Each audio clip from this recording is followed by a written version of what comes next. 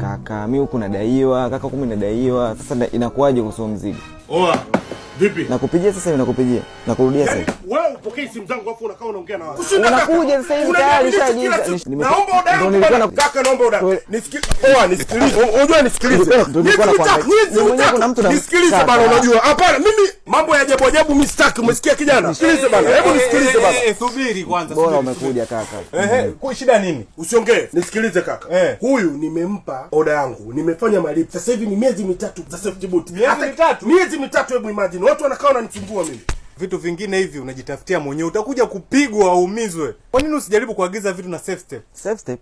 Si wajui ndo nawasikia. Safe step ndo habari ya mjini. Unachelewa wapi kaka? Yaani ukiagiza mzigo wako hawana mbambamba. Ni dakika 0 tu wanakuletea mzigo. Na wapataje hao safe step? Swali zuri sana kwenye kuwapata sasa. Ukiingia kwenye mitandao ya kijamii andika tu safe step.